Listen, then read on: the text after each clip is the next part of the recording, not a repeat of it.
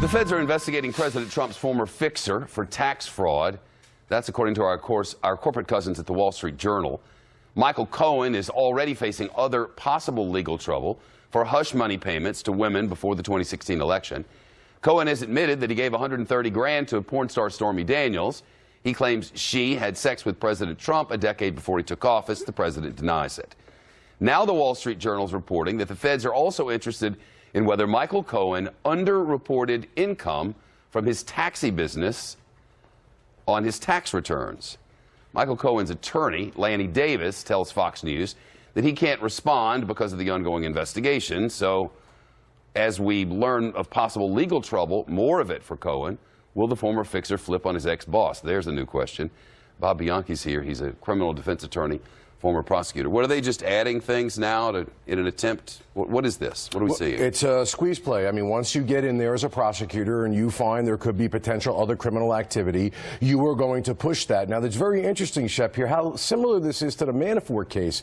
There's a lot of money being made in the medallion business. The medallion business goes down. It's New York City taxi medallions. Yeah, exactly. And then all of a sudden, it's like, let's try to find money, potentially false bank applications, so on and so forth. But here's the interesting thing.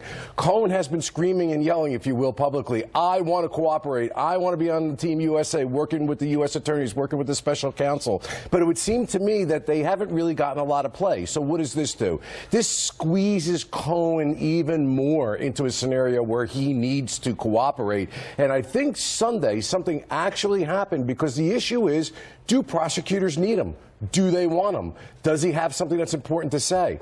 And when President Trump had tweeted out that thing about the Trump Tower meeting, what he basically did was to say, hey, it was done for this reason, and many would opine that that is an illegal reason, getting some sort, or attempting even if you don't get it, conspiring to get information from a foreign government to influence an election. So that's square one prosecutors need. Square two, Cohen saying Donald Trump knew about this as all the other ones did prior to the Trump meeting, so he's now become valuable. President Trump says that he didn't know about this in advance. Michael Cohen says he did, and that he was in the room when he learned about it. Is that right? That's right. And so that makes Michael Cohen a very valuable person, and now he's going to be even greater incentivized with this fraud and tax investigation. So if he's already saying he wants to cooperate, why not just let him cooperate? Why pile on like this? You know, that's hard to say. I mean, it's a question as to whether or not he had data that they needed, and they may not have said that we don't need They might have in another way. And sometimes they just want to hit you with everything, and they want to know everything, so that you know when you go in there for a proffer session, this is everything that we got against you, and here's what the cooperation agreement's going to look like. So it could be something of that magnitude.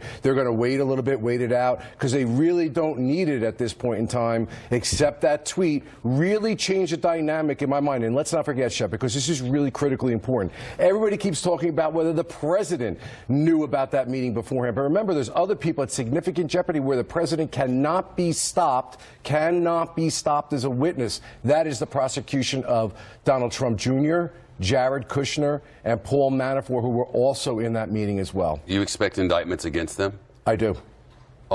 Regarding that meeting or something else? To the extent that the meeting was done, now we know for the real reason, all the deflection, all the statements that were being put out there to try to make this look like Russian adoptions as opposed to what it really is. These are smoking guns for prosecutors. This is what we call consciousness of guilt. And every single day that people are tweeting about it or going on another TV show to try to explain themselves, they're giving voluntary statements that prosecutors are going to be able to use to say, first it's this, then it's that, then it's the other thing. And only people who are trying to deceive manipulate these things this way. Now we know from the president himself, this was about getting dirt on Hillary Clinton. Again, that's piece one. Piece two, Cohen could provide. This was all known ahead of time. Bob Bianchi, eventually. Good to talk to you. Good to talk to you. Thanks.